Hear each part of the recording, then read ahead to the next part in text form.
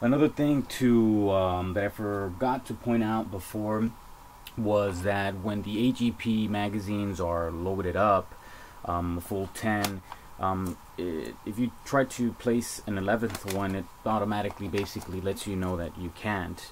It doesn't really let you. Now on the SGMTs, and I'm guessing because of the bigger size in the bottom of the magazine, and because it's bigger, although it's a same 10 round magazine, is that the 11th round almost fits in there. You see that?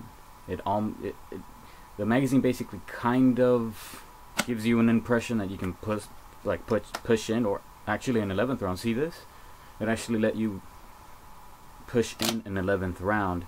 I don't know if that's much of an issue. I wouldn't load an 11th round in my opinion, but it's a 10 round magazine, so it should fit 10 rounds, not 11. So that's just something that I forgot to mention before. There are 10 rounds in this one. This is actually the 11th. Let me go ahead and take these out so you can so we can both be on the same page here. This is round number 1, round number 2, round number 3, 4, 5, 6, 7, 8, 9, 10. So I guess you could say that that's a plus, that you can load an 11th round. Sometimes it doesn't let you load it up. I don't know. You can decide for yourself if this magazine is for you. Now, one thing that I also noticed is that the spring tension from the AGP and the SGMT, originally on the AGP, I noticed that it felt less, I felt less pressure being pushed on versus the SGMT. After putting 100 rounds through each magazine, I noticed that the SGMT tactical, I did notice somewhat of the tension diminish. Now it hasn't diminished less or more. It did diminish slightly, but it hasn't continued to diminish. So that's something to think about as well. But it hasn't translated to any reliability issues.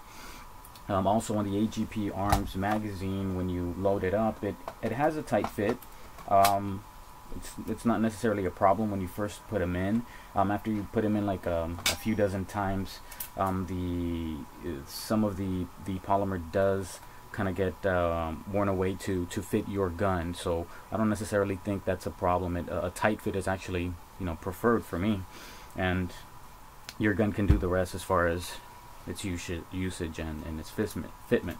On the SGMT, there's not necessarily an issue on that.